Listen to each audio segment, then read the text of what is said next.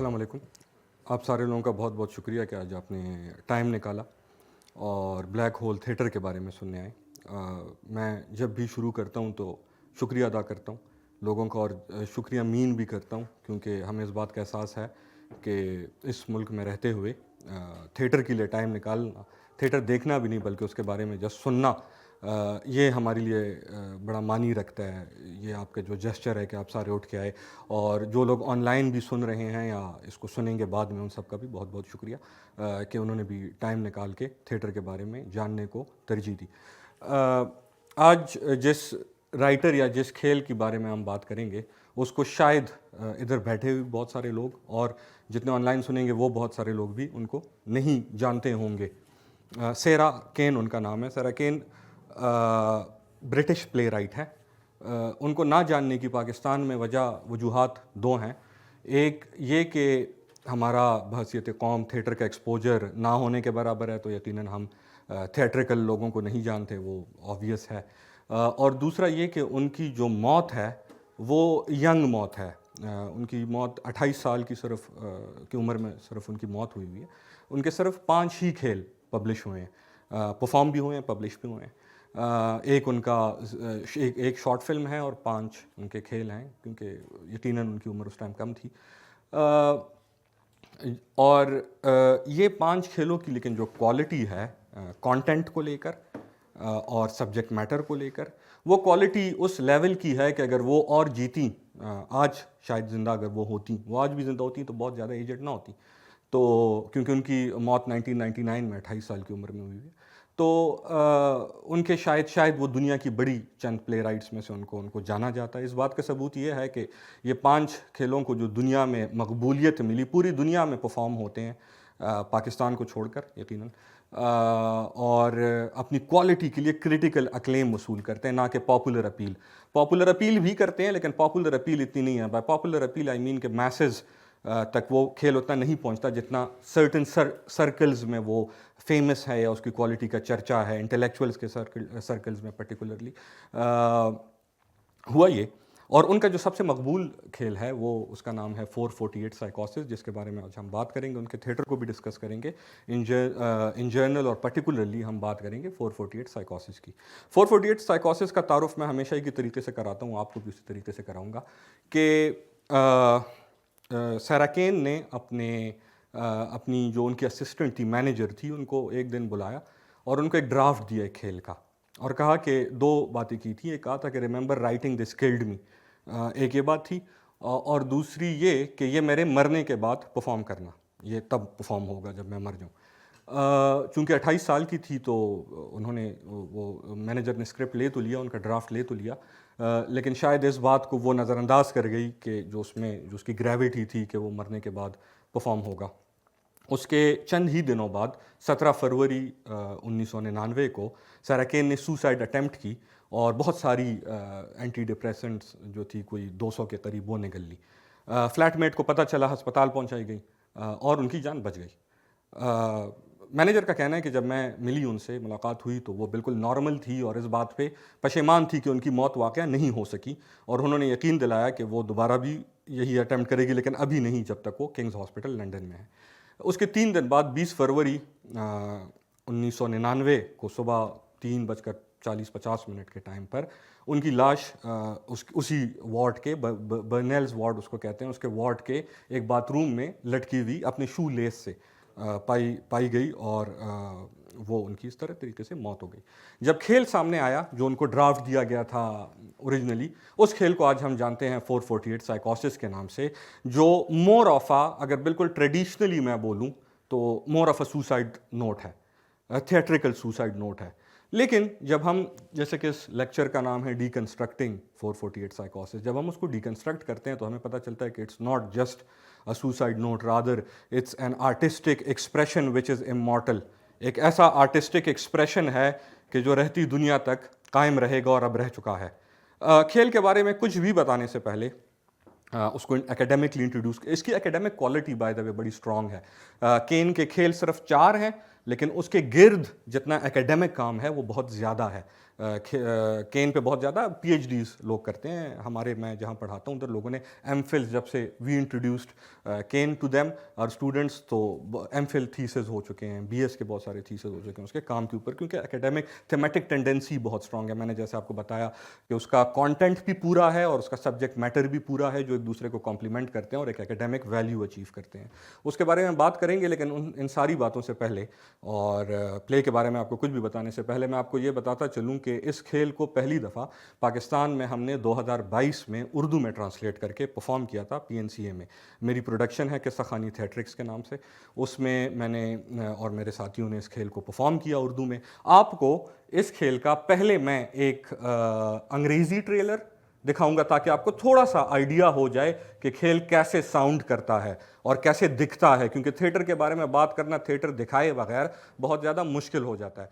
उसके बाद मैं आपको, वो तकरीबन 7 मिनट का क्लिप है, मैं आपको अभी से बता रहा हूँ जो एक है, दूसरा 1.5 मिनट का क्लिप है जो हमने परफॉर्मेंस की थी, उसका ट्रेलर। आप ट्रेलर देखिएगा, ट्रेलर के बाद मैं आपसे केन के बारे में बात करूँगा।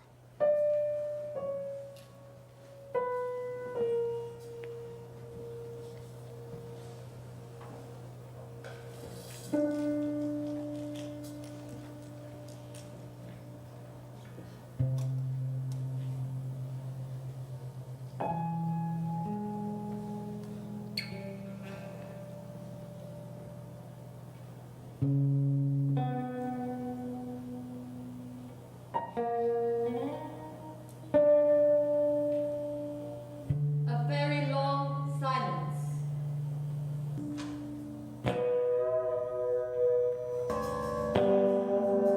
I had a night which everything was revealed to me. How can I speak again? Remember the light and believe the light. I have lost interest in other people.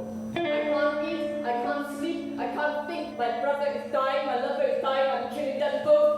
I'm charging towards my death, I'm terrified of medication. I cannot be alone, I cannot be with others. At 4.48, when desperation visits, I shall hang myself. I have resigned myself to death this year. 100. 91, 72, 69, 58, 42, 37, 12.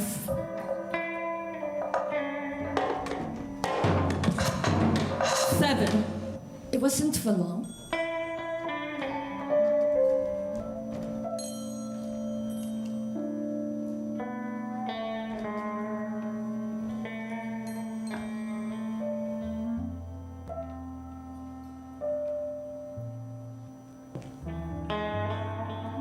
Insoluble hoping cannot uphold me. I will drown in dysphoria, the cold black hole of myself, the pit of my immaterial mind. How can I return to form? Now my formal thoughts are gone. I've been dead for a long time.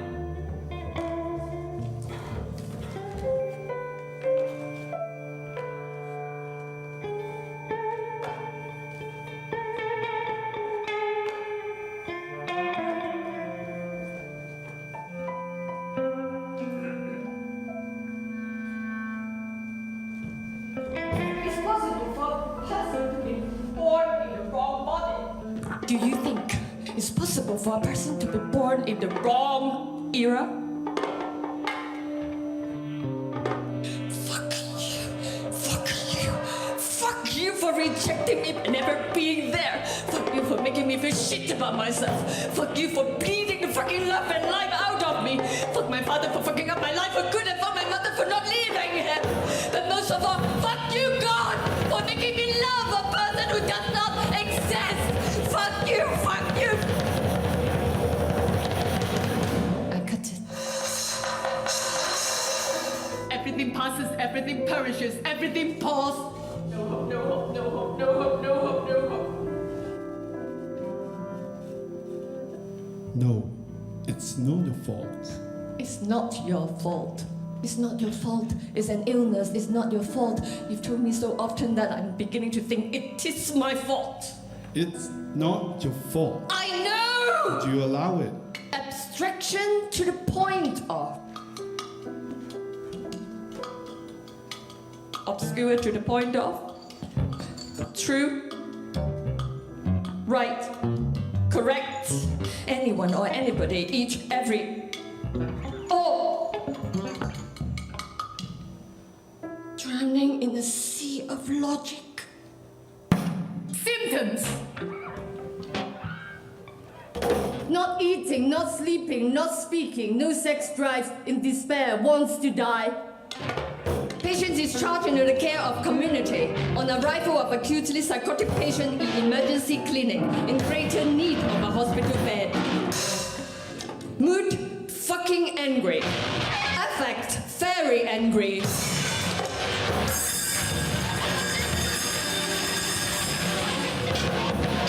Refuse all further treatment.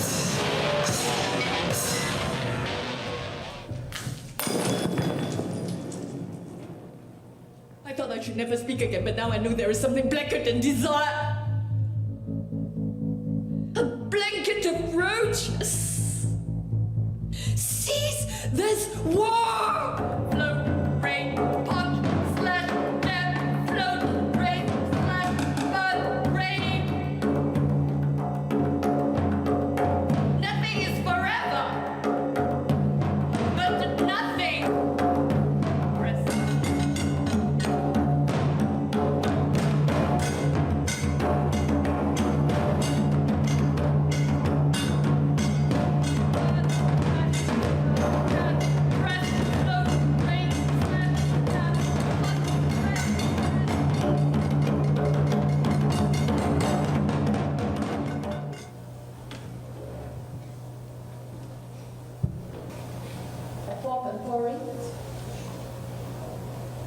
I shall sleep. Would you like to read this for us? To be forgiven, to be loved, to be free. Thank you so much. I think all our goals in life are contained in these 2 pages. Anyone that is especially close to you? To be free. Good luck.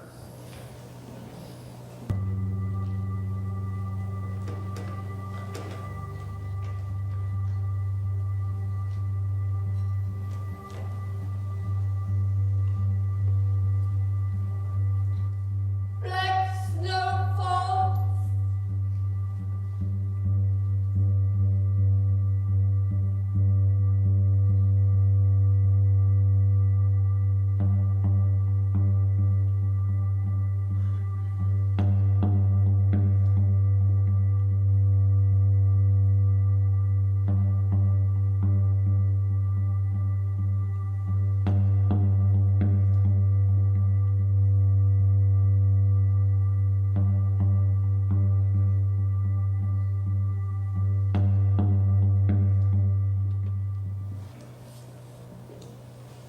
Please open the curtains.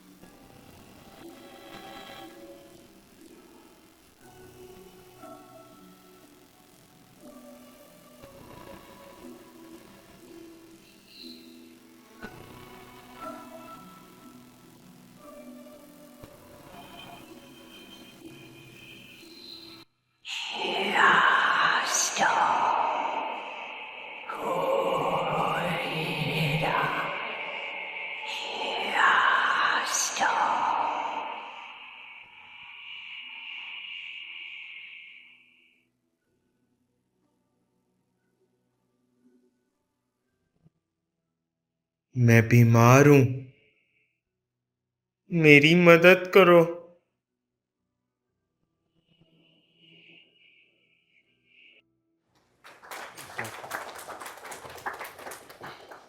हमने जब साइकोसिस perform किया, ये खेल मुश्किल है बड़ा performance में, उस लिहाज से नहीं कि टेक्निकली मुश्किल है, लेकिन इमोशनली ये खेल अदाकारों के लिए मुश्किल है।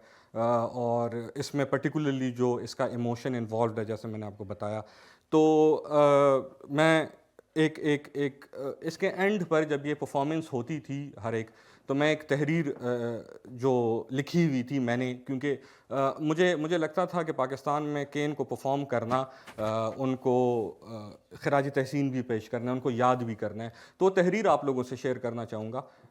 1 मिनट का रीड है जो मैं साइकोसिस की जब हम परफॉर्मेंस करते थे। साइकोसिस के बाद अक्सर ताली नहीं बजती है, इसकी एक है, एक आपने फर्स्ट वाले उस परफॉर्मेंस में भी देखा होगा, जो ट्रेलर मैंने आपको दिखाया, ऑडियंस सकते में होती है। हालांकि वो तो सिंगल, हमने तो ज़्यादा एक्टर्स के साथ किया था, वो मैं आपको बताऊंगा कि प्ले में ये खूबी कैसे है कि आप जितने एक्टर्स के साथ कराना चाहो करा लो। इसका नाम था सारा केन के नाम मेरा मोहब्बतनामा।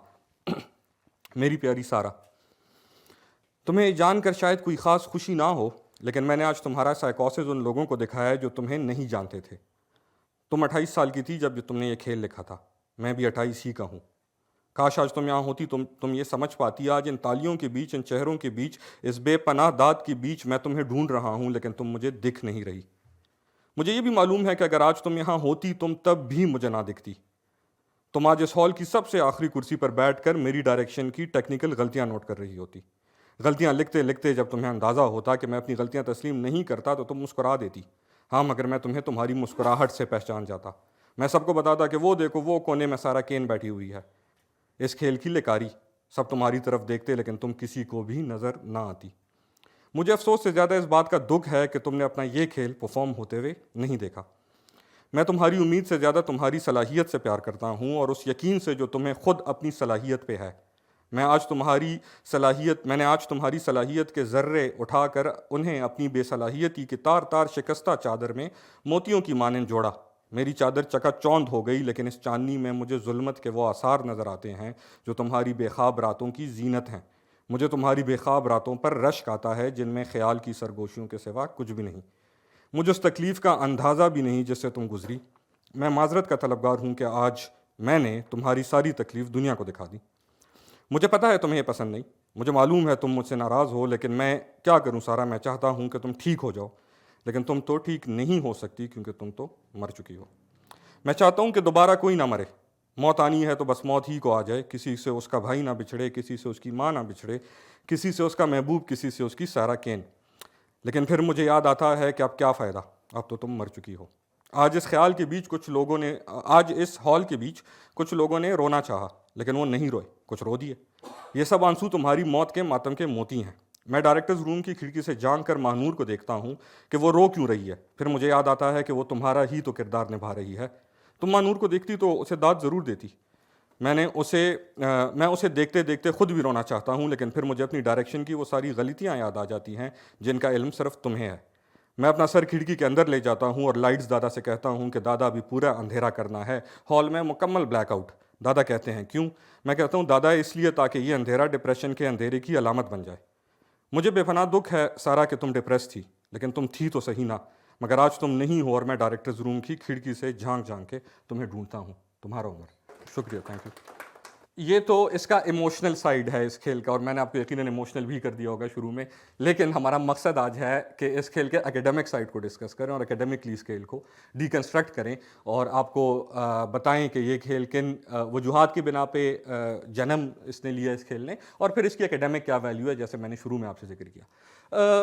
केन के थिएटर को समझने के लिए हमें पिछली सदी के ओवरऑल थिएट्रिकल ट्रेडिशन को समझना पड़ेगा। मॉडर्न और पोस्ट मॉडर्न जो अदवार पिछली सदी में गुजरे, तकरीबन 100 साल के अंदर 1950 तक मॉडर्न 90 तक, पोस्ट मॉडर्न 50 से।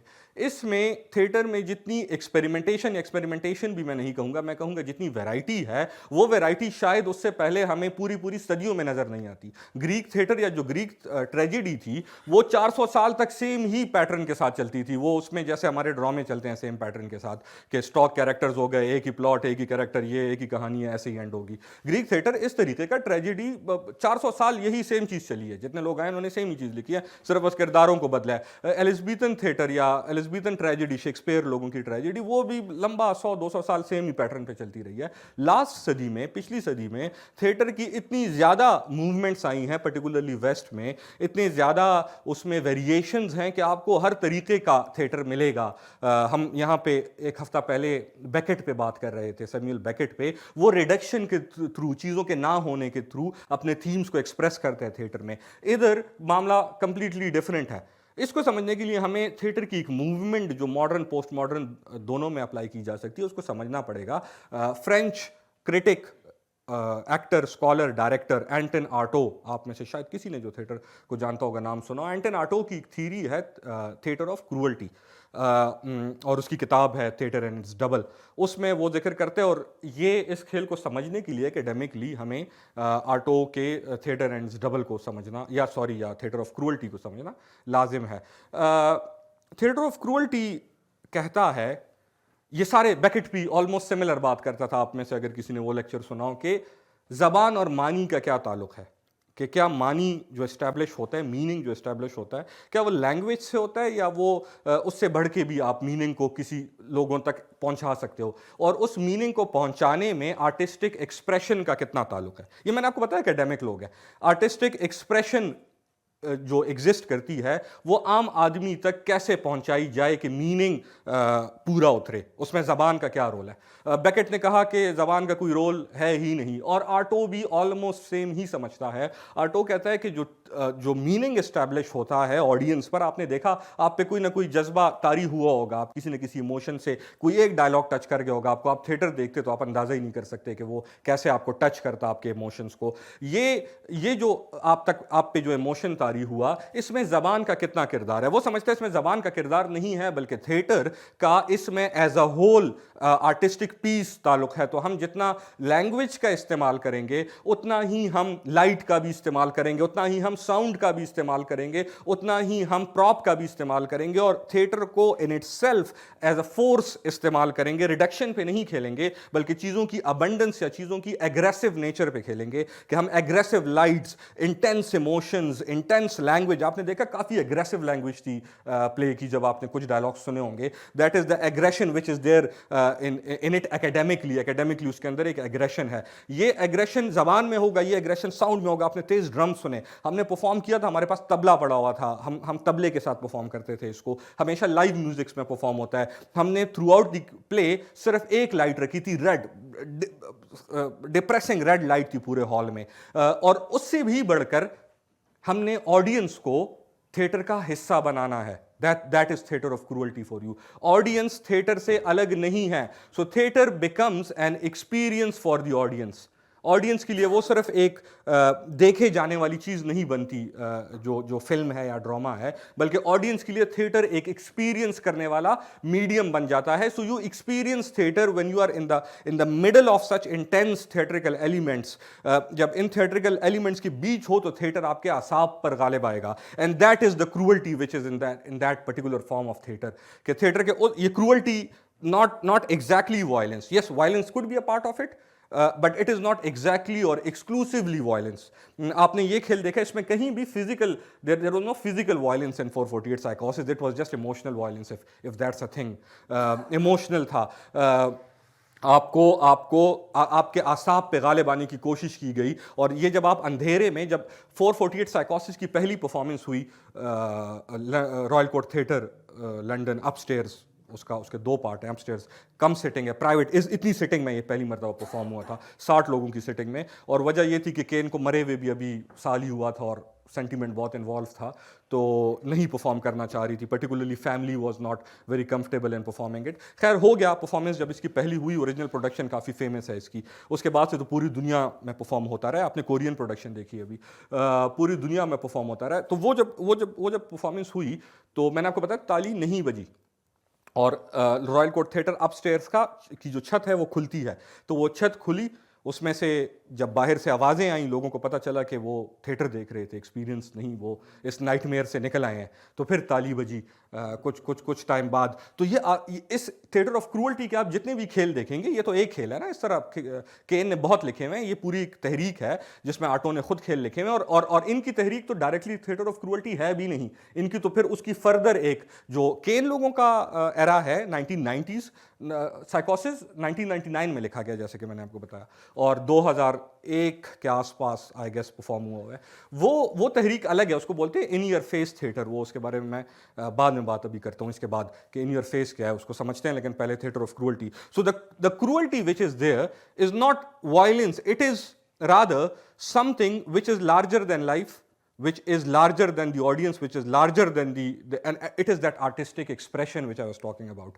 वो artistic expression जो है, ये वो artistic expression है cruelty, कि ये audience के आसाब पर गालिब आता है, और ये ये अपना इस दौर की एक और मूवमेंट है। आपने expressionism का अगर नाम सुना हो, expressionism मूवमेंट है आर्ट के अंदर, वैन गू वगैरह की जो विजुअल आर्ट्स की मूवमेंट है, उसके अंदर आपने अगर उसके कलर्स देखें, अगर आप स्टारी नाइट को याद करें तो वो, या स्क्रीम जो मशहूर पेंटिंग है उसको याद करें, तो उसमें आपको दिखता है कि वो कलर्स का इस्तेमाल ब्राइट है, उसका भी एग्रेशन है उसके अंदर, वो सब्जेक्टिव इमोशंस की एग्जैजरेटेड रिप्रेजेंटेशंस है, एक्सप्रेशनिज्म।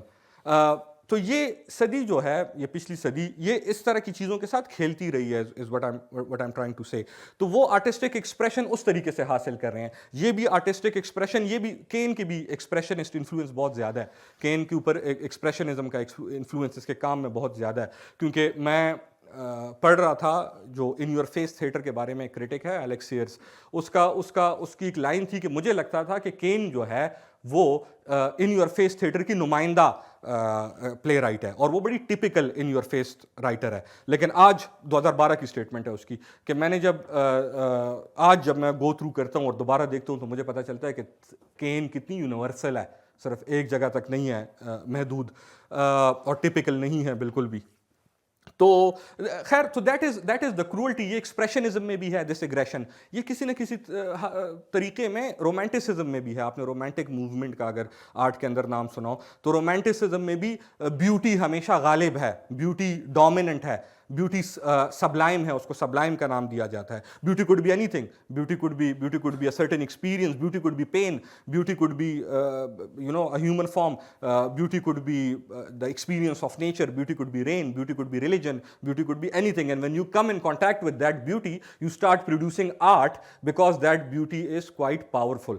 वो ब्यूटी पावरफुल है, उसमें डोमिनेंस है, और जब तो कोई भी शायर, रोमांटिक्स जितने थे, वर्ड्सवर्थ वगैरह, कीट्स, ये लोग, इनके आइडियल्स हैं, रोमांटिक आइडियल्स हैं। When they come in contact with that particular romantic ideal, for example very clichéd, Wordsworth का नेचर है, तो when Wordsworth he comes in contact with nature, he starts producing poetry, because nature is that beauty and beauty is powerful. That artistic expression is there in that beauty. So this is beautiful. The play you saw is not a suicide note, it is a beautiful artistic expression of certain themes which are hard to bear.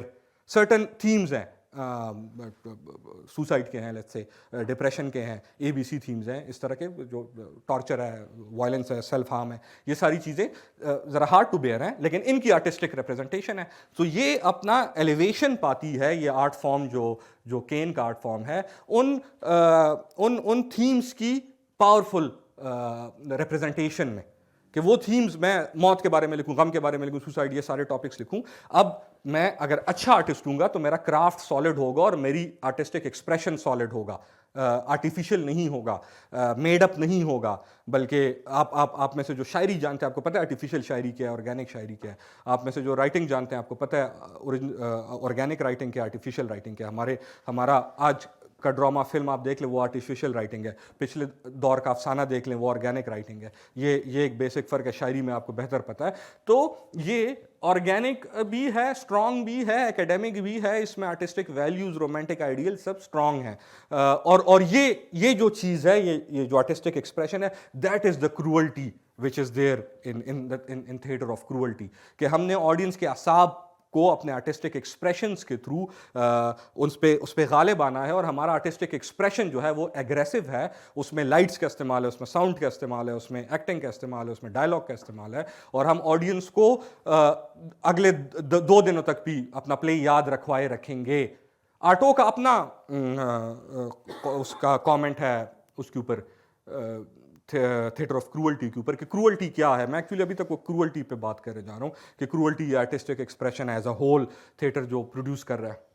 उसने कहा कि cruelty दरअसल वो एहसास है जो audience के subconscious पर गालिब आकर उन्हें उन्हीं से मिलाता है। That is cruelty.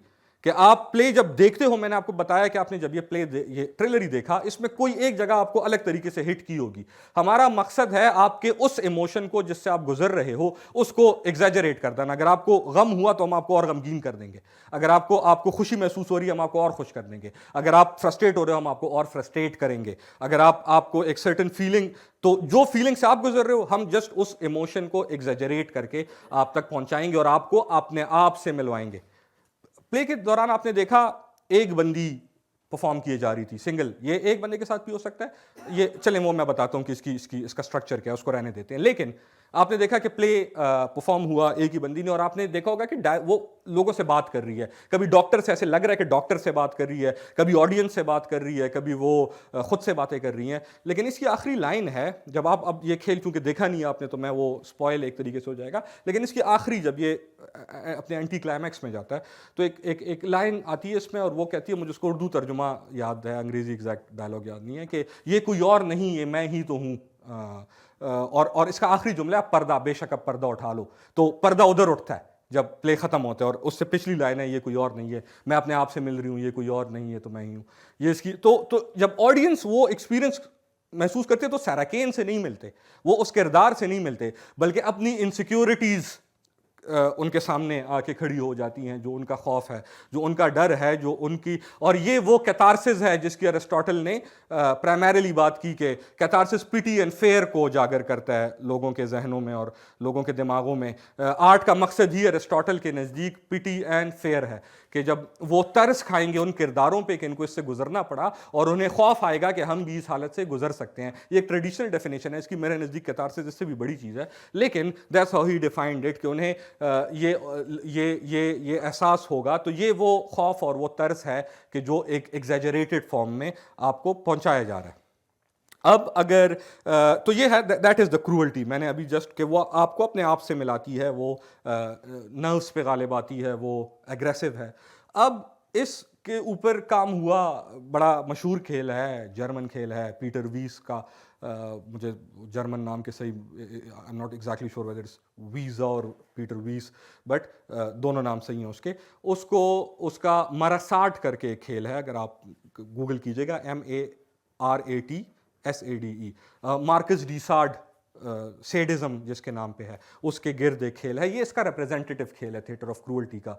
अगर आपने देखना हो थिएटर ऑफ क्रूअल्टी, उसमें वो अभी अलग टॉपिक हो जाएगा। साथ ही साथ एडवर्ड बॉन्ड एक बड़ा प्ले राइट है जिसने इस पे काम किया, पीटर ब्रूक बड़ा प्ले राइट है जिसने इस पे काम किया, खुद आर्टो ने कुछ खेल लिखे।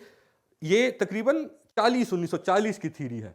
इसके बाद, और ये खेल है 99 का, 99 में एक और तहरीक आई लंदन में, पर्टिकुलरली यंग राइटर्स, जो यंग थिएटर के राइटर्स थे, उनमें एक और तहरीक आई, और उन सब ने, तहरीक नहीं थी वो, it's not exactly a Tehreek, it was more of अ रुझान था, ट्रेंड था जो आया था, मूवमेंट नहीं थी कोई पर्टिकुलर कि उन्होंने बैठ के डिसाइड किया हो कि हम करेंगे ऐसा। वो बस सब लिखने लगे, बड़े प्ले राइट्स थे, काफ़ी जो एकेडमिकली पढ़े हुए थे ड्रामा को। सैराकेन भी ड्रामा को एकेडमिकली पढ़ी हुई है, she is not just another writer, she has an MA and BA and MA degree in playwriting. She worked with Royal Court Theatre as a touring writer. वो writers को train करती थी, so she's like a professional proper writer. ऐसे नहीं है कि कोई उठ के उसने play लिख दिया। तो इस तरह के और बहुत सारे, जिसमें मार्क रेवन हिल, एक आप जानते हो ना जानते हो, एंथनी नील्सन करके एक और है, बहुत सारे हैं। ये कुछ उस दौर के राइटर्स थे, सारा केन भी इनमें से एक थी, जो लिखते थे इस तरह के खेल कि जो जिनमें बड़ा शदीद वायलेंस होता था, वायलेंट होते थे वो। अब क्रूअल्टी को हम फिलहाल रख देते हैं, क्रूअल्टी से तो जस्ट इंस्पिरेशन है। वो वायलेंट होते थे, वो वल्गर होते थे वो खेल, वो एग्रेसिव होते थे वो खेल बहुत ज़्यादा, उनमें फ्रेगमेंटेड लैंग्वेज होती थी, इस तरह के एक्सपीरियंस होते थे, एक्सपीरियंशियल होते थे, ऑडियंस को सामने नहीं बिठाते थे बल्कि ऑडियंस को प्ले का पार्ट बनाते थे। आपने अगर ट्रेलर देखा हो तो आपने किरदार को देखा होगा लोगों से बातें करते हुए। हमारी प्रोडक्शन के दौरान भी हमारा पूरा PNCA थिएटर था, हमने पूरे हॉल को थिएटर बनाया हुआ था, ना कि सिर्फ एक स्टेज को। तो हमारा किरदार हॉल के एंड पे भी जाता था, उधर अलग लोगों से कम्युनिकेट करता था, and we are like a whole experiential theatre. 1.5 घंटे का के पूरे हमारे 7, 8, 10 किरदार थे, उसमें से 5 तो कुछ किरदार तो ऐसे थे जो सिर्फ और सिर्फ ऑडियंस के ही बीच थे, वो तो ऑडियंस से उतरे ही नहीं, वो तो स्टेज पे आए ही नहीं पूरे खेल में, वो ऑडियंस में आते हैं और ऑडियंस ही चले जाते हैं, क्योंकि ऑडियंस को हमने पार्ट बनाना है ड्रामे का, हमने आर्ट का, ड्रामे का भी नहीं है, आर्ट है, ये एक्सप्रेशन है, उस एक्सप्रेशन का हमने ऑडियंस को पार्ट बनाना है और ऑडियंस को वो एक्सपीरियंस करवाना है जो हमारा किरदार एक्सपीरियंस कर रहा है, वो हमने ऑडियंस को एक्सपीरियंस करवाना है। खैर, तो ये लोग एक्सपीरियंशियल खेल लिखते थे, ये मार्क रेवन हिल, सारा केन, एंथनी नील्सन, और कन्फ्रंटेशनल होते थे। कन्फ्रंटेशनल कैसे होते थे कि ऑडियंस को उनके मुंह पे उनकी इनसिक्योरिटीज मारते थे, ऑडियंस के साथ एहतराम का वो नहीं रखते थे, ये लोग रिलेशन नहीं रखते थे, बल्कि ऑडियंस को अगर उनकी जो इनसिक्योरिटी है वो कोई भी हो सकती है, वो पाकिस्तान में आपको पता है ऐसी चीज़ें हैं जिनका जिक्र नहीं किया जा सकता, वो उन लोगों को बुला के उन्हीं चीज़ों का जिक्र करते थे ताकि वो ऑफेंड हो और ख़ुद से अपने आप से मिले। तो confrontational, vulgar, exaggerated, violent, experiential, ये जब देखा गया कि यार ये तो रुझान आ रहा है, 10 सालों में ज़्यादातर यंग राइटर्स ने इस तरह के खेल लिखे हैं, इसको बाद में नाम दिया गया इन योर फेस थिएटर का। एक किताब लिखी गई in your face theatre, Alex shares करके एक क्रिटिक है उसने, और उसमें सारा केन को सबसे प्रोमिनेंट राइटर के तौर पे पेश किया गया। उसकी वजह ये थी कि सारा केन का पहला जो खेल है उसका नाम है ब्लास्टेड, 1995 की प्रोडक्शन है, तब केन 24 साल की होगी मे बी, हाँ 23-24 साल की। ब्लास्टेड खेल का नाम है। Blasted is a very violent play, it's so violent I would not like to mention the things के जो which happen inside the play. It is about मैं केन के कुछ आपको themes बता दूं जो recurring themes हैं. So death is there, love is there, but extreme love, like aggressive love. Aggressive love is there, death is there, suicide is there, torture is there, violence is there. ये उसके कुछ themes हैं जिनकी representation करती है वो अपने art के थ्रू। और ये तो बाद में पता चला कि वो खुद what she went through ना। हम तो अभी तो मैंने वो इमोशनल साइड पे बात ही नहीं की, मैंने तो शुरू से किया कि छोड़ें इमोशन को, इमोशन देख लिया, मैं आपको एकेडमिक साइड बता रहा हूँ कि जो वो अपना एक्सपीरियंस कर रही थी, क्योंकि वी जस्ट डिस्कस्ड कि she took her own life and you know, and जिन सर्कमस्टांसेस में ली, जैसे ली फिर खेल लिखा, ये तो किसी को नहीं पता था कि वो डिप्रेस्ड थी, वो तो लिख रही थी, राइटर थी, वटएवर, वो तो बाद में पता चला। तो वो तो अपनी ऑथेंटिसिटी तो उसकी अपनी जगह। तो ब्लास्टेड एक खेल है जो बहुत ज़्यादा थीम्स पर बात करता है। उसमें होता है ऐसे है, मैं जस्ट क्विक समरी के, एक होटल का कमरा है जिधर बहुत सारी extreme activities such as rape and killing children और उस तरह के होटल के कमरे के अंदर हो रही है। तो quite absurd if you look at it. Hotel के अंदर बच्चों को मार के दफन भी किया जा रहा है, और सेक्सुअल वायलेंस भी है, एंड टॉर्चर, मेंटल टॉर्चर भी है। और दूसरे सीन में उस एक लड़का, लड़की और एक बच्चा ये इनके गिर्द होता है, और दूसरे सीन में अ फौजी कम्स इन और पीछे दीवार पे आके गोला लगता है। और it's an interesting technique by the way.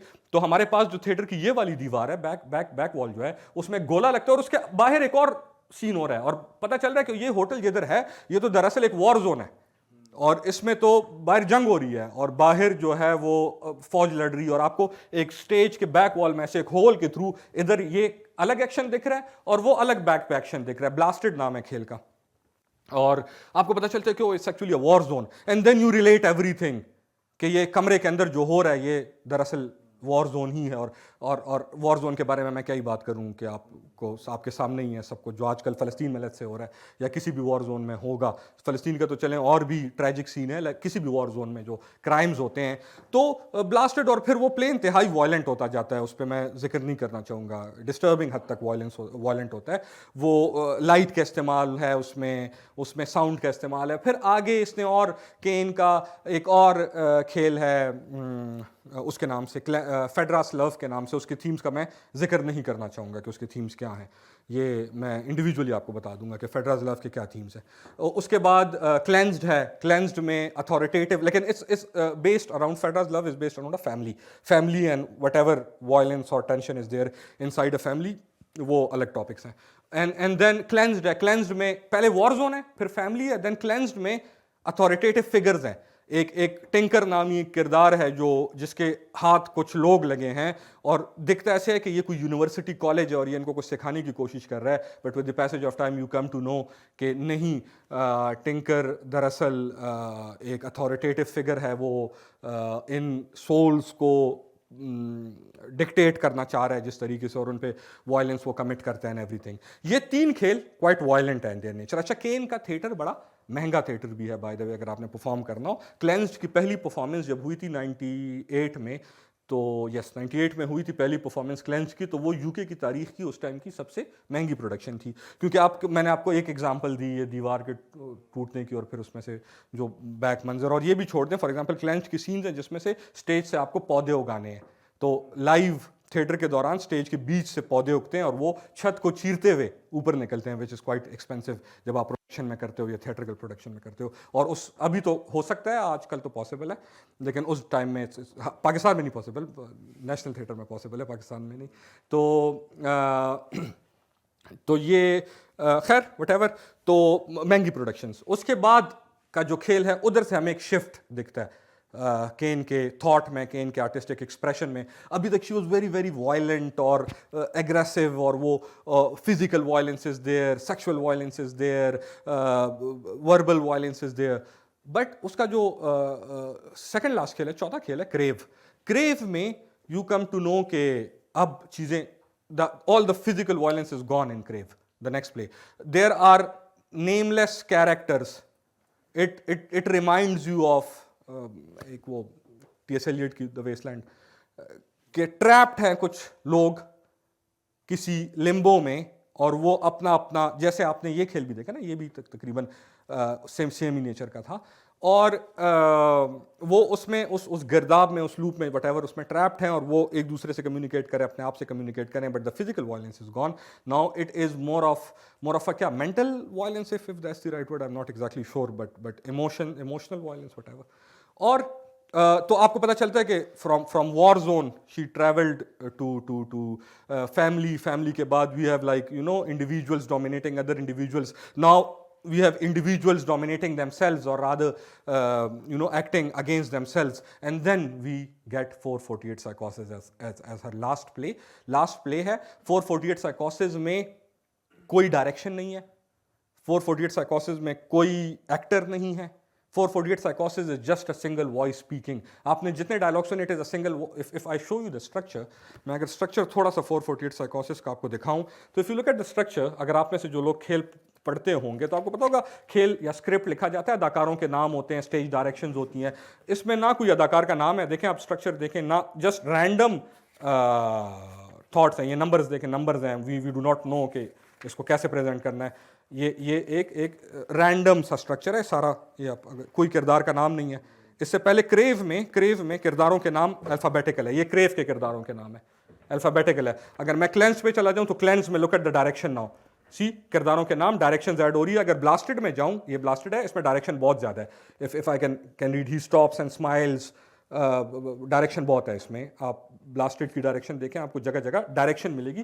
Cane is a director as well, a writer as well, she is very interested कि how her play should look, उसमें वो इंटरेस्टेड है। With the passage of time she is losing that and she is gaining more of a powerful artistic expression, which is just artistic expression in itself and very powerful.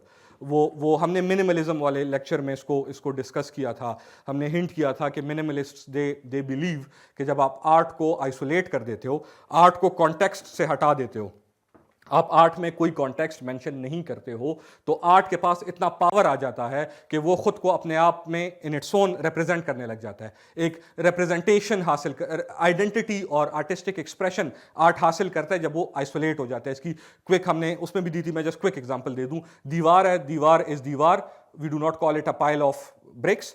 If I take a single brick out, we would call it a brick, not part of a wall. A brick, when removed from a wall, starts representing itself as an individual brick, not part of the wall. That is the example, basic example. तो अब हम context से art को जुदा करेंगे, art खुद को represent करने लग जाएगा. The last two plays are internalized to a level, इतने internalized हैं कि वो थीम जो वॉर का है, बड़ा थीम है, वॉर जोन, बच्चे मर रहे हैं, लोग सेक्सुअल वायलेंस का शिकार हो रहे हैं, फिर फैमिली में वो वायलेंस आ रहा है, फिर इंडिविजुअल्स के बीच आ रहा है, फिर एब्स्ट्रैक्ट होता जा रहा है, और साइकोसिस में it just is reduced to a single mind. एक सिंगल माइंड है और उसकी माइंड भी नहीं, it's not mind, it is conscious में भी शऊर है, वो एक सिंगल शऊर है, कॉन्शियस है, if that's the right word, अगर वो मैं इस तरीके एक शऊर है जो खुद से मुखातिब है और खुद से, क्योंकि आखिर में वो यही कहता है कि कोई और नहीं है, मैं ही हूँ। तो शऊर तक आ गई बात। That is her journey as an artist, उसकी जर्नी है एज एन आर्टिस्ट कि वो उसने शुरू किया and then she took her own life. फिर हम आगे काम नहीं देख सके उसका, ये भी वो खुद परफॉर्म होता हुआ यकीनन नहीं देख सकी। अब स्ट्रक्चर की मैंने बात की। अब ये स्ट्रक्चर जो है इसको परफॉर्म कैसे किया जाए, तो इसको कोई डायरेक्टर भी जिस तरीके से है उस तरीके से परफॉर्म कर सकता है। You can perform it with a single actor, you can perform it with 3 actors, you can perform it with 30 actors, with 300 actors.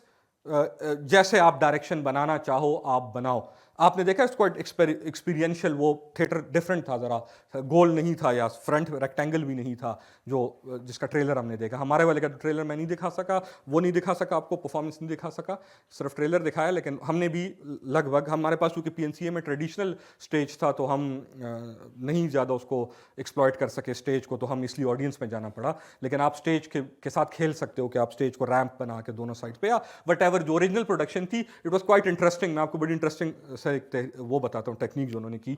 उन्होंने ओरिजिनल जो फर्स्ट प्रोडक्शन थी 2000 वाली, उसमें उन्होंने किया क्या कि स्टेज से एक बहुत बड़ा शीशा, इस जगह पर शीशा, ऐसे एंगुलर शीशा लटका दिया, ऐसे शीशा जो इस एंगल के साथ जो पीछे लगा है बहुत बड़ा है, इट्स लाइक अ ह्यूज शीशा, और जितनी परफॉर्मेंस हो रही है वो शीशे की तरफ देखते हुए हो रही है, और ऑडियंस को वो शीशे में उस परफॉर्मेंस की रिफ्लेक्शन नजर आ रही है, जो वो, तो ऑडियंस वो स्क्रीन के तौर पे काम कर रहा है, वो शीशा, ऑडियंस शीशे को देख रही है, और इन्वर्टेड फिगर्स, उनको 3 किरदार हैं वो उसमें ओरिजिनल प्रोडक्शन में। हमने 1 किरदार का भी देखा, हमारे वाले में 10 किरदार थे, आप 100 किरदारों के साथ कराओ। मकसद क्या है? मकसद है ऑडियंस को ये एक्सपीरियंस कराना कि एक साइकोटिक माइंड अंदर से कैसे दिखता है या कैसे महसूस होता है या कैसे काम करता है, how a psychotic mind functions, और a depressed mind at least functions from the inside. So you see, so all these things are happening inside a single mind, and you see or you do not see it, you experience whatever happens inside that particular mind. So that is the structure of it. ये उसका एक basic structure है। इसके बाद एक और चीज़ पे मैं एक्चुअली टाइम को भी देके जा रहा हूँ कि हम, क्योंकि बातें बहुत ज़्यादा है केन के बारे में, और मैं चाह रहा हूँ कि सारी चीज़ों को कवर कर लूँ, so I am rushing through things. इसके बाद एक और चीज़ जो इस के गिर्द the controversy of her suicide है कि इसको सुसाइड नोट के तौर पे सिर्फ देखा जाता है इस खेल को, कि is just a suicide note, but when you experience it, you watch it और यू रीड इट, तो आपको पता चलता है कि इट्स नॉट, वो कहता है, वो इसकी मैनेजर कहती है, बल्कि डेविड एडगर कहता है। आप में से डेविड एडगर का अगर किसी ने नाम सुना, सारा केन का उस्ताद रह चुका है जब when she was doing her masters I believe from Bristol, तो उधर इसका उस्ताद, और बड़ा प्ले राइट है, प्रोलिफिक प्ले राइट है, 60 खेल लिखे हुए हैं, बड़ा ब्रिटिश प्ले राइट है। केन, मैं आज भी जिक्र कर रहा था कि अगर केन जिंदा होती तो शायद एडगर से बड़ी प्ले राइट होती, क्योंकि उसका उस्ताद है और अभी तक जिंदा है एडगर, और केन यकीनन मर चुकी है। तो एडगर कहता है कि केन का काम जो है वो, मैं जब अब सोचता हूँ तो मुझे ये नहीं लगता कि ये डिप्रेशन का प्रोडक्ट है। Her theatre is the product of depression या साइकोसिस, या उसको कोई मेंटल मसला था। It is more something larger than that. It is more of an existential angst. एक existential crisis है जो किसी भी आर्टिस्ट को होता है, लेकिन because she is more sensitive towards that existential crisis, वो वर्जीनिया वुल्फ को भी है, आपको शायद आइडिया हो, वो सिल्विया प्लैथ को भी है, वो और भी इस दौर के बहुत सारी खवातीन राइटर्स को है, वो या किसी भी आर्टिस्ट को हो सकता है, लेकिन खवातीन में एक स्टडी भी है, द सिल्विया प्लैथ इफेक्ट बोलते हैं इसको, कि पिछली सदी में बहुत सारी खवातीन राइटर्स, खासकर शोरा शायर जितने थी खवातीन, उन्होंने अपनी जान खुद ली हुई है। वर्जीनिया वुल्फ बड़ा नाम है, दो वो तो नॉवेलिस्ट थी, फिर सिल्विया प्लैथ जो है वो शायर थी, ये ड्रामा निगार थी। तो इनके बारे में सिल्विया प्लैथ, ये एक अलग टॉपिक है, उसको तो रहने देते हैं, लेकिन वो जो एक्सपीरियंशियल, तो इस वजह से इसकी अपील जो है वो सिर्फ डिप्रेस्ड लोगों के लिए नहीं है, या वो सिर्फ, बल्कि डिप्रेस्ड लोगों के लिए तो है ही नहीं। इनफैक्ट हम जब प्ले करा रहे थे तो बहुत ज़्यादा ट्रिगर वार्निंग्स थे हमारे उसके ऊपर, टिकट्स के ऊपर, के हमने बार बार ये बात कि अगर आपको फोटो वाला जो इफेक्ट होता है, मुझे नहीं, एपिलिप्सी वाले जो प्रॉब्लम्स हैं वो हैं, क्योंकि हम खेलते हैं, फ्लैशेस होते हैं लाइट्स के साथ, या आप किसी भी सिमिलर सिचुएशन से आप अच्छा फील नहीं करते, आप को तो आपके पास राइट है, हम अनाउंस भी करते थे, और टिकट के ऊपर भी मेंशन थी, बहुत सारे हमारे ट्रिगर वार्निंग्स थे उसके ऊपर, और वी मेड श्योर के हम एजड लोगों को ना दिखाएं खेल, या बच्चे तो बिल्कुल अलाउड ही नहीं थे 18 साल प्लस, तो उनके लिए तो है ही नहीं कि जो बंदे को खुद सेंसिटिव हो, हम तो उन लोगों को नहीं दिखाएंगे, ये हम नहीं चाहेंगे, क्योंकि it's quite triggering, it is very triggering, in fact not, मतलब क्वाइट ट्रिगरिंग। खैर बहुत सारे लोग पूरा नहीं देख, मतलब I personally saw people, like random people, क्योंकि PNCA बड़ा हॉल है, हमने ज़्यादा शोज कराए, तो हमने रैंडम लोगों को दिखाया, people crying, people leaving, not because they did not like it, but because they could not bear it. तो ओरिजिनल प्रोडक्शन से बहुत सारे लोग उठ के गए हुए थे, क्योंकि दे कुडंट बेयर इट। तो वो तो कहने का मकसद ये कि ये जो है वो तमाम अदवार के लोगों के लिए उनको उनकी इनसिक्योरिटीज याद दिलाएगा, ना सिर्फ डिप्रेस लोगों के लिए नहीं है, सिर्फ डिप्रेशन की रिप्रेजेंटेशन नहीं है इस खेल में, सिर्फ साइकोसिस की रिप्रेजेंटेशन नहीं है, बल्कि उससे बड़े थीम्स की है, उससे बड़े ह्यूमन कंडीशन पे बात की गई है, जिस ह्यूमन कंडीशन पे नीचे जैसे फिलोसोफर्स ने बात की हुई है, जॉन पॉल सार्टर, उस ह्यूमन कंडीशन की रिप्रेजेंटेशन है जो कोई भी आदमी फील कर सकता है, और आने वाले, जब तक इंसान का कॉन्शियस रहेगा, वो इस कि किसी न किसी लाइन से, किसी न किसी इंस्टेंस से रिलेट कर सकेगा और करता रहेगा। तो ये इस प्ले की वो अजमत है जो ये अचीव करती है। It's not just a suicide note. In fact if you look at it, I find it somewhat interesting for the reason कि मुझे लगता है कि it is somehow the very act of taking her own life and then her own wish कि ये उसके मरने के बाद परफॉर्म हो, ये जो उसकी ख्वाहिश है और ये जो एक्ट है उसका, मुझे लगता है ये उस एक पर्टिकुलर ऑथेंटिसिटी के लिए है। वो चाहती है कि उसने जो लिखा वो ऑथेंटिक हो, मे बी ये मेरी ज़ाती राय है कि उसमें एक ऑथेंटिसिटी आ जाए, और then she did what she wrote, and ये वो ऑथेंटिसिटी है, ये वो आर्टिस्टिक एक्सप्रेशन है कि जो कोई भी राइटर शायद अचीव नहीं कर सकता। बड़े से शेक्सपियर ने भी नहीं किया कि उसने वो खुद अपने खेल का पार्ट बन गया। तो she became part of her own play, like how she wanted the audience to be part of her play. वो चाहती थी कि उसके ऑडियंस उसके प्ले का पार्ट बन जाए। हमने बताया आपको वो इंटरैक्ट करते हैं हम ऑडियंस के साथ, और ऑडियंस से डायरेक्टली मुखातिब होते हैं। तो जहां ऑडियंस, तो she is also one of the audience sitting in the hall, और वो खुद भी उस खेल का पार्ट है, और उसने वो करके दिखाया कि जो खेल लिखा। इस खेल के बारे में हम बहुत ज़्यादा बात कर सकते हैं, अभी तो हमने खेल को टेक्स्ट पे बात ही नहीं की, वो भी नहीं की। मुझे टाइम का भी अंदाज़ा है कि हमने थोड़ा सा लेट भी शुरू किया, तो मैं इधर ही ख़त्म करना चाहूँगा।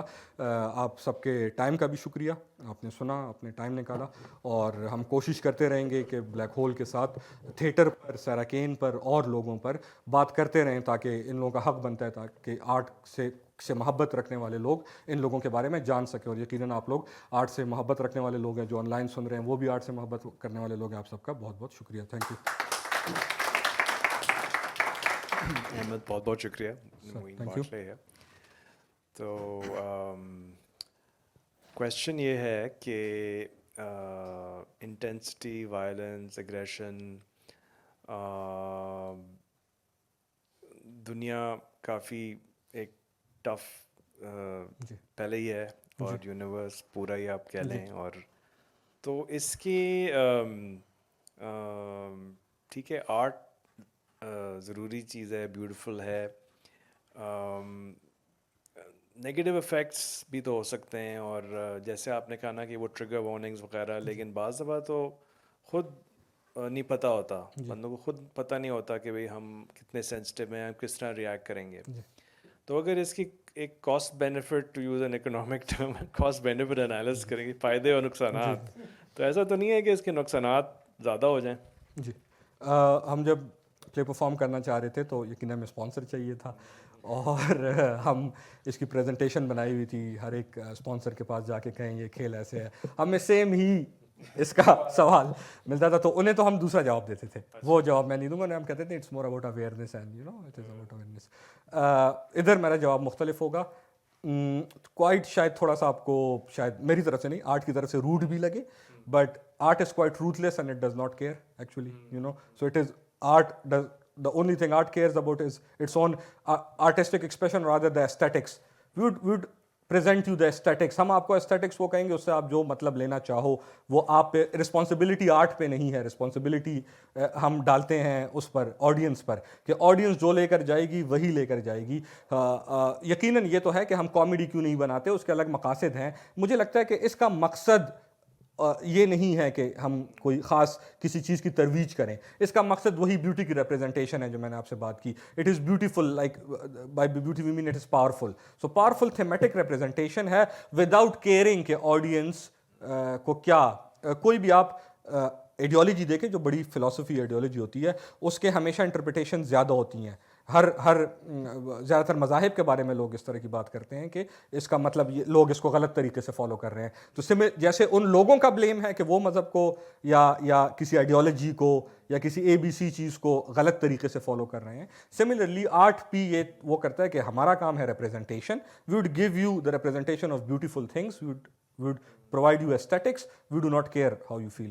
So it is quite ruthless and rude, but not from my side, from the aesthetes. Yeah. Another quick thing वो ये कि जो आर्ट तो चलें, जब this is a beautiful beauty representation है whatever, लेकिन ये इंटेंसिटी जो है ये आर्ट प्रोड्यूसर को बहुत दफ़ा डिस्ट्रॉय कर देती है। बिल्कुल करती है, राइट। बिल्कुल अब जैसे आप पेंटर्स को भी देख लें, उन्होंने तो अपना कर दिया, बेनिफिट दूसरों को हुआ जो ये आर्ट वो कंज्यूम कर रहे हैं, देख रहे हैं, लेकिन जो वो प्रोड्यूसर ऑफ द आर्ट है वो उसमें अक्सर डिस्ट्रॉय हो जाता है। तो दैट्स प्रीटी टफ।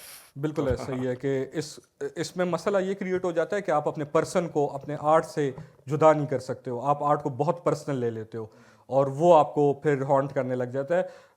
मेरी अपना ज़ाती मुशाहिदा ये है कि मैं कोशिश करता हूँ कि अगर मैं कुछ लिखूँ तो पर्सनल ना लिखूँ, is what I try to write, क्योंकि मुझे लगता है कि उसमें ये वाला मसला बहुत ज़्यादा है कि अगर मैं पर्सनल लिखने लग जाऊँगा तो फिर मैं और आर्ट अगर एक हो गए तो फिर मसला है, जब तक वो मुझसे जुदा है तो तब। अहमद बहुत ज़बरदस्त, आपने हमें जज्बाती कर दिया उस आर्ट के बारे में है। अच्छा, इसमें एक तो सारा के बारे में ये जो एक्सप्रेशन हैं, जो भी एक्सप्रेशन है, मेरे ख्याल में कि जो साइको जो भी फीलिंग है उसमें वो जो बारीक लाइनें हैं ये तभी डिकन्स्ट्रक्ट होती हैं, एक्सपोज होती हैं जब आप इस इंटेंसिटी के साथ वो एक्सप्रेशन करते हैं। तो मेरे ख्याल में ये एक एक्सपेरिमेंट होता है और ये आप ज़्यादा जानते होंगे इस तरह के बात। बाकी तो जो प्रोड्यूसर उसको कंसीव करता है या जो थिएटर वाले उसको कंसीव करके और जो ऑडियंस के मिजाज को थोड़ा सा समझ के थोड़ा सा उसको एक्सप्रेशन करते हैं, उस ज़ाहिर उस पर इफेक्ट तो आता है।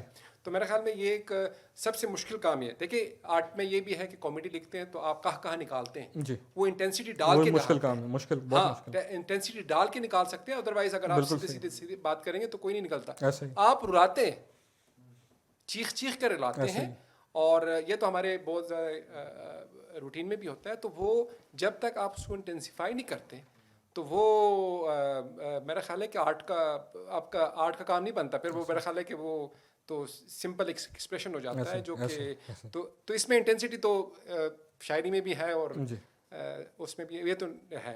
लेकिन मैं देख रहा हूँ कि इसमें वो बारीक लाइनें भी, कुछ डायलॉग्स भी मुझे नज़र आ गए थे, और वो जो बहुत से कैफियत में बंदा गुजर जाता है, लेकिन जब वो उसको नोट नहीं करता ना तो वो भूल जाता है कि वो उस कैफियत में कैसे था। तो इसमें ये कमाल इसने मैं देख रहा था कि उसने वो लाइनें जो कि बंदा एक ख़ास फ्लश में आता है और उस फ्लश में जो वो एक्सप्रेस करता है या करती है, तो वो उसने रिकॉर्ड किया और उसमें इसने डाला। तो मुझे तो ये यानी उस हवाले से बड़ा बहुत यानी मैं बहुत मुतासिर हूँ इस हवाले से कि ये जो बस हमारा मकसद यही था कि ज़्यादा लोगों को पता चले। आप लोग अल्लाह करे कि हम परफॉर्म करें, ये दोबारा कोई और परफॉर्म करे, हम ना करें, कोई और खेल कर लें, और सिर्फ केन के नहीं और लोगों के भी करते रहें, ताकि आप जैसे आर्ट लवर्स तक पहुंचता रहे। और मुझे बिल्कुल खुशी हुई कि आप ऐसा समझते हैं। थैंक यू जी अहमद, पहले तो बहुत बहुत मुबारकबाद। ऐसे प्ले का तर्जुमा करना और फिर इसको पाकिस्तान में जो है वो डायरेक्ट करना, ये इसके लिए एक बोल्डनेस चाहिए, जी जी। बहुत कॉन्फिडेंस चाहिए। तो बस राइटर पे था कॉन्फिडेंस, खुद पे तो हाँ जी। अच्छा, जो आपने ट्रेलर दिखाया वो आपने रॉयल कोर्ट थिएटर का नहीं दिखाया? जी जी जी, ओरिजिनल प्रोडक्शन है। कोरियन भी गालिबन वो शायद आर्टिस्ट आर्टिस्ट कोरियन कोरियन है, क्योंकि वो चाइनीज में आ रहे थे साथ। मैं जी, चूंकि जी, चाइनीज पढ़ भी सकता हूँ, तो वो प्रोडक्शन चाइनीज थी। कुड भी प्रोडक्शन। हाँ, और शायद आर्टिस्ट जो है वो कोरियन हो, आई डोंट नो। मैंने जस्ट रैंडम इंटरनेट पे, हाँ, बल्कि आई डू इस नॉट पे नो, तो मैंने मेरा ख्याल इंटरनेट पे है, पढ़ा। हाँ, इस पे एक ओपेरा भी इसकी प्रेजेंटेशन जी, है। म्यूजिकल, इसकी बहुत सारी अडेप्टेशंस हैं बिल्कुल गालिबन। म्यूजिकल है।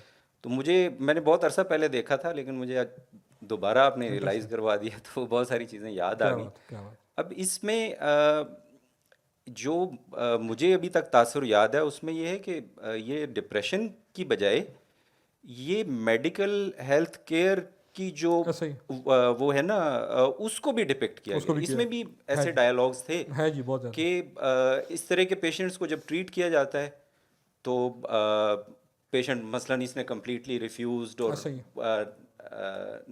नॉट कोऑपरेटिव, ऐसा ही। ये बाकायदा नोट्स में वो पढ़ रहे होते हैं। फिर ये कि बजाते खुद इसका सैरा केन का जो अपना एक्सपीरियंस है, उसमें भी ये निगलेक्ट है ना कि उसको आपने एडमिट इसलिए हॉस्पिटल में किया कि she wanted to commit suicide. अब आप उसको इतने उसको तो वहाँ पे दोबारा तो कम से कम 2-4 दिन के बाद तो ये इवेंट, हाँ 3 दिन के बाद तो ये इवेंट जो है वो रिपीट होना, I would call it as ignorance and neglect on the part of, हाँ नेग्लेक्ट उसको मैं कहूँगा। दूसरा मुझे ये लगा कि इसमें जो मॉडर्निस्ट पोएट्री वाले सारे एलिमेंट्स जी है, बिल्कुल ड्रामा, बल्कि एक क्वेश्चन मैं आपसे पूछना चाहूँगा कि इसमें ये जो ड्रामा या theatrical play as a genre, उसकी बाउंड्री भी ब्लर्ड है ना। मतलब आप खुद बता रहे थे कि इसमें स्टेज डायरेक्शंस नहीं है, इसमें कैरेक्टर लिस्ट नहीं है, इसमें कैरेक्टर्स के नाम नहीं है। उसमें मेरा ख्याल है जो मैंने देखा था उसमें 3 कैरेक्टर्स थे, शायद वो वही है, हो सकता है रॉयल कोर्ट वाला ओरिजिनल प्रोडक्शन के जी। आपने इसमें काफ़ी सारे मेरा ख्याल है कैरेक्टर्स डाले हैं, ये कोरियन वाले में जो है वो एक ही था। तो इसमें फिर जो टेक्निक्स जिस तरह की हैं, मतलब ब्रेकिंग द फोर्थ वॉल तो सुना था, ये तो फर्स्ट वॉल को ब्रेक करना, ब्लास्टेड में तो ये मतलब हाँ जी, ये लाइक एक्सपेरिमेंट ज़्यादा है, बहुत शदीद एक्सपेरिमेंट है।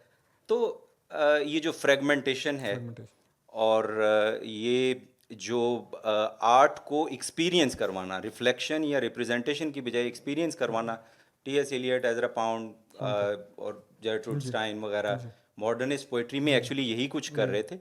तो ये आपसे मैं पूछना ये चाहूँगा कि इसको मॉडर्निस्ट पोइट्री क्यों नहीं कंसिडर किया जाता? ये ज़्यादातर एलिमेंट्स तो मुझे वो लग रहे हैं प्ले की बनिस्बत, प्ले के जो ट्रेडिशनल वो तो है ही नहीं। हाँ जी, शायरी के साथ में प्ले के नहीं है, वो तो नज़र ही नहीं आते। ऐसा ही केन के बारे में ये बायोग्राफी, अगर आप मैंने थोड़ी सी एकेडमिक रिसर्च की हुई है केन पे, तो शायर बनना चाहती थी लेकिन बन ड्रामाटिस्ट गई, क्योंकि उसे शायरी पे इतना मुझे लगता है कि इसको सिर्फ और सिर्फ ड्रामा इसलिए कहा जाता है क्योंकि उसने इससे पहले 4 ड्रामे लिखे और उसकी पहचान ड्रामाटिस्ट की है, वरना ये है शायरी ही। ये it's very poetic, it is just poetic, I would rather. Theatre तो ऐसा ही है जी। आप अगर केन के वो देखें जो इसकी जिसको जिन लोगों ने इन्फ्लुएंस किया हुआ है, तो आई एम नॉट एग्जैक्टली श्योर कि एलियट या पाउंड का कितना वो है, लेकिन बैकेट का पिंटर का बॉन्ड का बड़ा स्ट्रॉन्ग इन्फ्लुएंस है केन के ऊपर। केन उसका खुद बताती है कि इन लोगों का मेरे ऊपर एक्सपीरियंस है। तो अगर मैं सिर्फ बेकेट को ही वो मॉडर्निस्ट, लास्ट मॉडर्निस्ट के तौर पे लूँ और सोचूं कि जॉयस का चूँकि है एक कंटिन्यूएशन है, बेकेट एटलीस्ट वो फिजिकली दोनों दोस्त थे और रहा उनके साथ ही, उसी ग्रुप के साथ रहा, तो अगर बेकेट का भी इन्फ्लुएंस है तो मॉडर्निस्ट इन्फ्लुएंस अगर आज के दौर में होता है तो 90s में तो उसको यकीनन अवॉइड करना मुश्किल ही है। तो इट इज़ मैंने वो एक्सप्रेशनिज्म का जिक्र इसलिए किया भी कि वो क्रेव का मैंने जिक्र किया कि Crave is very similar to the Waste Land. Eliot की जो वेस्टलैंड है, क्रेव भी वेरी पोएटिक है, वो भी उसमें भी बस वो फॉर्मेलिटी के लिए ही उसने ABC करके किरदारों के नाम लिखे हुए हैं। क्रेव में भी जस्ट ABC फॉर्मेलिटी पूरी करने के लिए है, ना कि अगर वो हटा भी दें तो वो हो जाएगा। तो वो it's very poetic, in fact it is known for the poetic nature of it is very lyrical, इसलिए म्यूजिकल्स में ये बहुत ईजीली होता है। तो आई 100% एग्री है, सही है। मैं जानना चाहूँगा आपने ये इसका पाकिस्तान में देखी थी इसकी कि नहीं, बाहर आपने ये जो इसका प्रोडक्शन थी? मैंने तो खैर लाइव नहीं देखा। अच्छा, आपने मैंने लाइव तो नहीं यूट्यूब देखा पे था? उसकी ओके, वो यूट्यूब देखी, पे यूट्यूब पे देखा था। अवेलेबल है क्योंकि मेरे लाइव पास। नहीं, लाइव का तो such ज़ाहिर an है वो experience। इम्पैक्ट लाइव में तो ये है कि जैसे सर बात कर रहे थे कि it could be traumatising experience actually, क्योंकि ये ऐसा नहीं कि ग्रीक में बहुत वायलेंट सीन्स होते थे, plucking your own eyes with a dagger, लेकिन वो इनको या तो वो अंधेरा कर देते थे या ये कोई खबर लेके आता था ना मैसेंजर, उसको लाइव फाइट खास तौर पर एक्शन उस वक्त वैसे भी मुश्किल था, तो एक्शन असल में रिपोर्ट किया जाता था, उसको दिखाया नहीं जाता था। और इसमें तो खैर ये जो क्रेव और ये है, ये तो काफ़ी पीसफुल है। जो पहले वाले तीनों लास्ट का आपको आइडिया होगा जी, और इवन फेडरा लव तो जिक्र ही नहीं किया मैंने उसमें, तो आपने खुद उसको बीच में से नहीं बयान किए, वो मैंने चूंकि आपको आइडिया होगा क्यों नहीं किया, जाहिर है उसको हम बयान करना भी समझते हैं कि मतलब it's like so violent. Perform करना स्टेज पे सब सामने, और फिर ये कि ऑडियंस का उठ के उस प्ले में उसके साथ इन्वॉल्व हो जाना।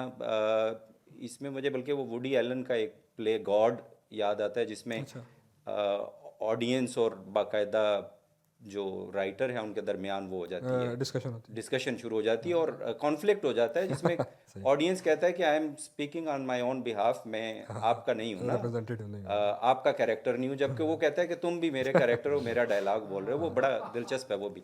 अच्छा, लेकिन ये जो 4.48 है ना, ये ग्रेजुअली, मतलब शुरू में शायद ये कहती है कि this is the time when insanity visits, despair visits, और इस तरह बहुत डिस्पेयर विजिट्स है ये कुछ और, लेकिन ग्रेजुअली फिर वो ये कि this is the time when you wake up.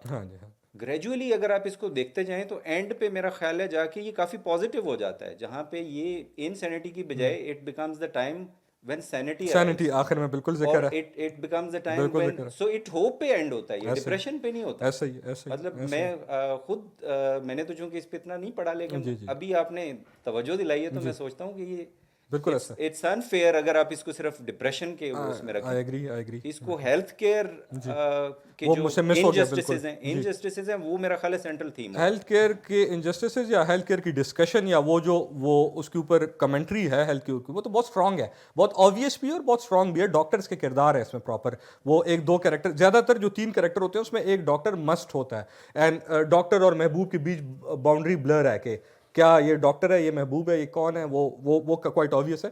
लेकिन मुझे अभी याद पड़ता है कि जब प्ले एंड होने लगता है तो एकदम 448 जो 4.48 है या 448 AM का जो टाइम पीरियड है, वो इंसैनिटी या डिस्पेयर की बजाय लाइट और सैनिटी का सिंबल बन जाता है, and she somehow vanishes into that light जो फेड हो रही है एंड पे।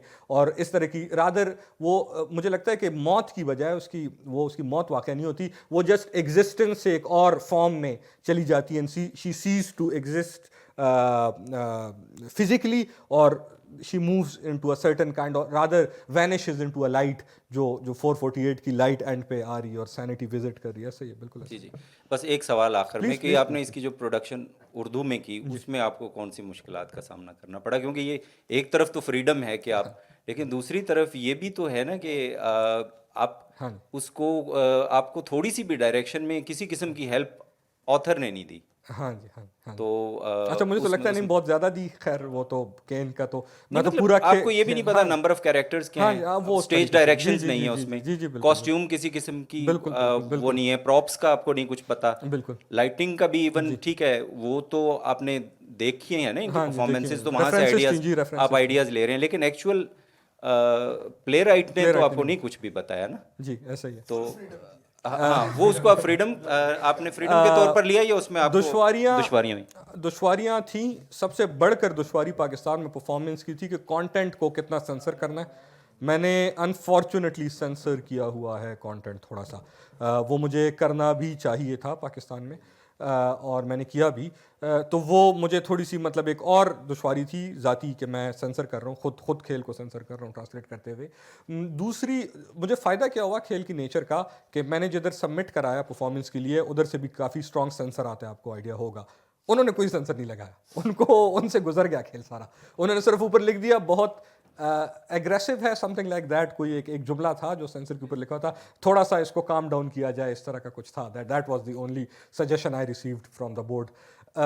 तो ये तो वो वाली मुश्किल। मुझे फ़ायदा ये हुआ कि जो मेरी टीम थी, मेरी टीम में जो मेरे साथ असिस्टेंट डायरेक्टर और मेरे लीड थे, वो नापा से पढ़े हुए हैं, तो मेरी टीम में मेरे पास और भी जो मैंने एक और नापा ग्रेजुएट इन्वॉल्व किए हुए थे साथ में, तो हमने कॉन्सेप्चुअलाइज मिलकर इसको थोड़ा बहुत किया। तो मुझे वो वाली आसानियाँ कि जहाँ डायरेक्शन का लैक था, वो मैंने प्रोफेशनल्स जो एक्ट भी कर रहे थे, हेल्प भी कर रहे थे, उन्होंने काफ़ी किया। इसकी हमने पहले एक प्राइवेट वो रखवाई, प्राइवेट हमने प्रोडक्शन रखवाई, हमने प्राइवेट ऑडियंस को दिखाया, हमें उधर से बहुत अच्छा रिस्पांस आया। देन चूँकि हमारे पास प्राइवेट प्रोडक्शन में ढांचा आ चुका था खेल का, तो चूँकि रेडी था प्राइवेट, मैंने इंटरेस्टिंगली इसको बहुत ही अलग सर्कमस्टांसेस में ट्रांसलेट किया था। मैंने परफॉर्मेंस की नीयत से किया ही नहीं था, मैंने एक और वो अलग नीयत से किया था। फिर मुझे पता चला कि व्हाई नॉट, और फिर privately we discussed and we performed it for like private audience, they loved it, we thought why not move it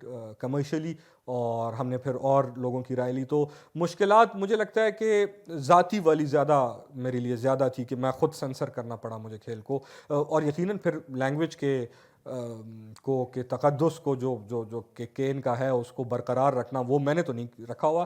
खेल जिन्होंने देखा हुआ है वो शायद कमेंट कर ले, मेरी अपनी तरफ से मैं तो यकीनन मैं कर ही नहीं सकता हूँ जस्टिस जो केन की लैंग्वेज है उसके साथ।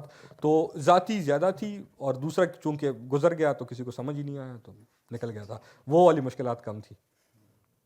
अच्छा, ये नंबर भी जो है ना, ये क्लिनिकल जी, क्लिनिकल डिप्रेशन का आई नो वो बैकवर्ड, इसका कोई टर्म भी है, आपको गिनाते हैं आपकी सैनिटी चेक करने के लिए, व्हाटएवर।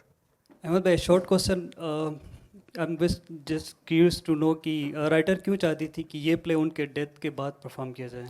क्योंकि प्ले में प्रोटैगनिस्ट अपनी जान लेने का मंसूबा बनाता है या बनाती है, और ऑडियंस को यकीन दिलाती है कि वो अपनी जान लेकर रहेगी। तो अगर ऑथर खुद प्रोटैगनिस्ट है, ऐसा रिफ्लेक्ट होता है, और उसने अपनी जान ले ली, जो मैंने एक बात की, उसने वाकई अपनी जान ले ली, तो जैसे मैंने बात की ख़त्म उसी पे किया, वो और आर्ट एक हो गए, उसमें ऑथेंटिसिटी आ गई, जो लिखा हुआ है वो हो भी चुका है, it becomes something more, the expression becomes more authentic, more strong, more powerful. Our purpose is to give maximum power to the expression, and when we would somehow, because death in itself is something so powerful and something so sad may be, कि वो जब उसके साथ attach हो जाए तो one way और another authenticity भी ऐड होती है, और एक ख़ास किस्म का एक्सप्रेशन स्ट्रॉन्ग होता है। अगर केन शायद ये एक वजह हो सकती है, ऑल्दो ये बहुत बड़ा खेल है, इसकी लैंग्वेज अच्छी है, वो सारी बातें, लेकिन अगर केन ने जान ना ली होती तो शायद इस खेल को ना मिलती वो पजीराई, ये मे बी है, इफ़ है, but one more short thing, during the play वो कोरियन आर्टिस्ट, उसने फ्लोर पे क्या लिखा था? वो जैसे सर कह रहे थे, इसका एक RSVP भी लिखा था, RSVP का तो मुझे नहीं पता क्यों लिखते हैं, एक ASAP लिखा था। वो उसी का तर्जुमा है जो नीचे लिखा था, एज रिप्लाई एज सून, जो उनसे पूछ। अच्छा, इसमें बहुत सारी ऐसी चीज़ें हैं कि मुझे खुद भी आई एम नॉट श्योर कि नहीं, मुझे उसका पर्पस समझ नहीं आता कि what is the purpose of writing it on the floor at that time, और हाउ इट शुड बी, जैसे आपने बताया, क्योंकि इधर तो RSVP सिर्फ लिखा गया है, अगर मैं आपको दिखाऊं, अब उसको डायरेक्टर कैसे करवाता है, something which I am not sure. उसमें यह है कि आपने प्लान क्या किया है, तो आगाज़ तो इससे होता है कि तुम्हारे तो कई गालिबन दोस्त हैं, दोस्त हैं, जी। कई दोस्त हैं हाँ जो जी, हाँ जी, तुमसे मोहब्बत करते हैं. हाँ it's like when you are contemplating जी, जी, सुसाइड, जी।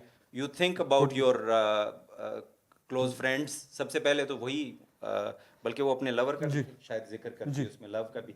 तो बेसिकली ये अपने आप से भी है और उनसे भी है. रिपोंडे सिल्वू प्ले, जिसको हम RSVP कहते हैं, हाँ जी, फ्रेंच हाँ जी, वो हाँ जी। है. तो she is actually, she has asked so many questions. वो जो आप एंग्स्ट की बात कर रहे थे, तो वो स्पिरिचुअल एंग्स्ट भी है. ये उसका रिप्लाई चाहती यही है. खूबसूरती है कि मैंने डायरेक्ट करवाया, हमने 2 महीने की रिहर्सल की, मेरा जहन नहीं गया कि क्यों, किस चीज का रिप्लाई है, क्या है, आपका जहन चला गया. That is the beauty of it. इधर ऐसे लिखा हुआ है बस, दैट्स इट, 2 लाइनों के बीच RSVP ASAP ये लिखा हुआ है. मैंने कभी नहीं सोचा कि उन्होंने ये किससे स्टेज पे मुखातिब लिखवाया था, आपने क्या किया था? है. मैंने भी स्टेज पे लिखा स्टेज पे लिखवाया था.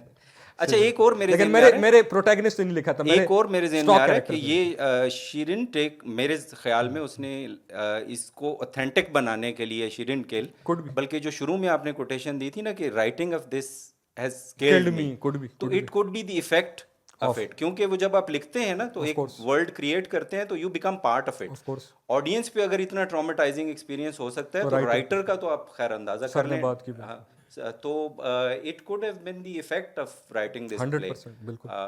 बहरहाल, बट ये जस्ट मेरा ख्याल बिकॉज है. वो क्लिनिकल हिस्ट्री थी एक और वो सारा जी, वो भी अपनी चीजें एग्जिस्ट करती थी. बट बिल्कुल ऐसा ही है, हो सकता है. मैं इससे डिसएग्री नहीं कर सकता. वो मेरा ख्याल है कि इसकी क्लिनिकल हिस्ट्री से पहले वाले जो प्लेस थे ना, जब ये डायग्नोज नहीं भी हुआ था, तो तब भी लोग कहते थे कि she has got some of course mental blasted में तो problems. इतनी कंट्रोवर्सी थी कि ऐसा ही है. तो थैंक यू सो मच, आपने मेरा इस तरफ जो है जहन, हालांकि मतलब मेरा इस तरफ जहन नहीं गया इन चीज़ों की तरफ कि क्यों लिखा गया या इसकी क्या वजूहत है. तो बिल्कुल आई एग्री, 100% हो सकता है. मैंने हवा में भी लिखवाए थे, नंबर्स हवा में लिखवाए थे और RSVP ज़मीन पे लिखवाए थे. नंबर हवा में, मेरे पास स्टॉक कैरेक्टर्स थे कुछ, साए थे कुछ, जो है इसकी 3 लोग थे जो मास्क पहन के घूम रहे होते हैं रैंडम, तो वो उनसे लिखवाए थे मैंने. वो कोरियोग्राफ था और मैंने कोरस का भी इस्तेमाल किया था. मेरे पास एक कोरस की आवाज़ के अलावा और कुछ भी नहीं था. सो एक गाइडिंग कोरस था और कुछ डायलॉग्स थे जो किरदार खुद भी बोल रहे हैं.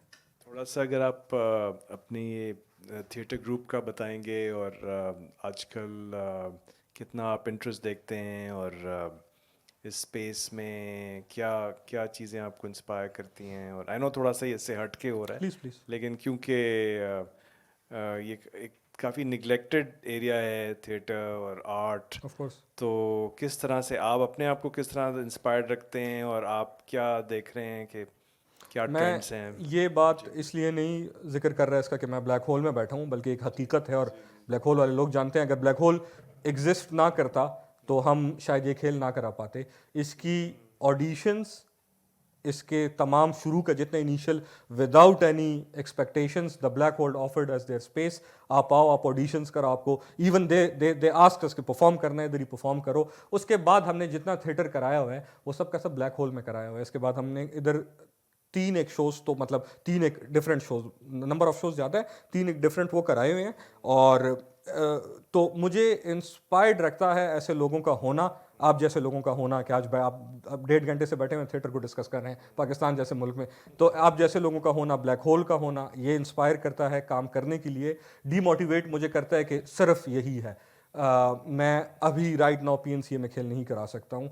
मुझे साइकोसिस कराने के लिए मिलियंस ऑफ पाकिस्तानी रुपीस चाहिए. अगर मैं सबसे बेसिक प्रोडक्शन भी कराना चाहूँ तो वो हॉल के चार्जेस भरते ही, और बाकी तो छोड़े ही जो खर्चे हैं, और टैलेंट वो करना, तो उनके साथ आई स्ट्रगल. इधर ऐसी स्पेसेस का होना, और भी स्पेसेस यकीनन हैं इस्लामाबाद में, लेकिन चूंकि हम इनके साथ जुड़े हुए हैं तो इनके और ऐसी स्पेसेस और आप जैसे इंटेलेक्चुअल लोगों का होना हमें इंस्पायर करता है. जो 10 लोग भी एग्जिस्ट करते हैं जो देखना चाहेंगे तो हम कराते रहेंगे.